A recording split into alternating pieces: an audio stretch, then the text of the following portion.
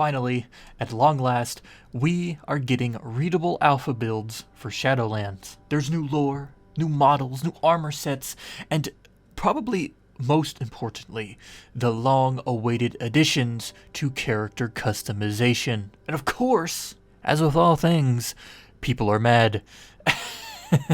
People are mad because they believe these new character options are lore breaking.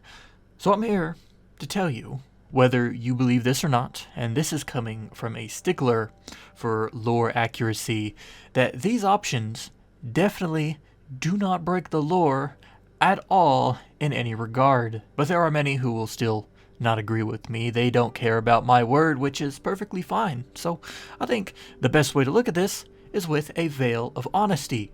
If you don't like this, what does any of the new customization actually change? What does this all change? A couple wiki descriptions that were written based off of what appearances we already had? The lore has never defined a strict appearance for a race. Nowhere does it say this race has to look exactly like this, have these things, I could never have more outside of a few clear indicators like height, posture, and ears. For example, let's take one of the new elf skins that is being added and compare it to one of the old ones. Regardless of who you are, you can tell they belong to the same race. You know that both of them are blood elves. They still have the ears, they still have that same pompous stance. The only thing you might be keen on mentioning about all of this, with blood elves in particular, is the blue eye color they will be getting, which people have been up in arms about. For those who don't know, blue eyes are the natural color for the high elves, a completely separate breed of elf, and is a race people have wanted since the beginning of time. And since blood elves are getting this blue pigment, many consider it a slap in the face, but let's not ignore the lore people claim is being ignored. The Sindorai and the Queldorai share the same lineage. Both their natural eye colors are blue. As stated in a Q&A many years ago, one day, far into the future, the Blood Elf's eyes will eventually return to its natural color unless they pick up another magic, which most have done, and is why their eyes now range in so many different colors. If they have gold, they're using the Sunwell.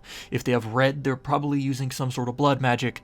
If they have green, they're just still using the Fel. And if they have blue, they haven't taken up a strong form of magic since the Burning Crusade. Don't be fooled.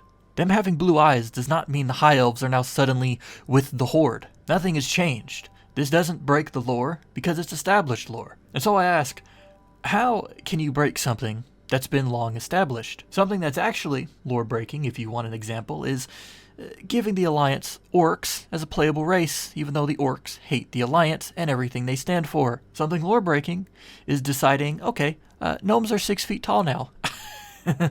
Don't get me wrong. If Blizzard comes out and says the High Elves are in fact in the Horde now, you and I will have something to be mad over because that would fall under ignoring the lore. It seems like, at least to me, people are trying to find something to be mad about because it's Blizzard. They act as if these new skins and eyes have ruined everything. So, here, if you, loyal viewer, are upset, I will give you something to be mad about. Since vanilla, every race has had their dance directly parody a famous dance from our world. And another thing, the Pandaren language in the lore isn't the oms and noms we know, but a complete and fluid rendition of Mandarin. Look, I'll even play you an example. Banda Fe Wanja Ya Huibong Suda Xingbei Song Hu Guan Shangfui. I'm more inclined to say those things are lore breaking than any appearance options we've seen thus far, so go be mad about those, and not this. And also, if you're a person that doesn't understand why something is getting hate right now, just remember, it's current and upcoming content. People feel inclined to hate it for whatever reason. I recall, for the longest time, people begging Blizzard for more character options every patch and every expansion, but now, all of a sudden, when our prayers are answered, people hate it. This exact same scenario happened with sub-races. Just remember, Everyone wants content, but everyone hates the content.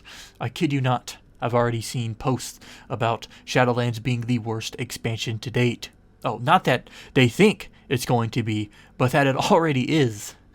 And I can't tell you how absolutely stupid that is, especially right now in the alpha. But hey, if you like these options, cool, that's cool.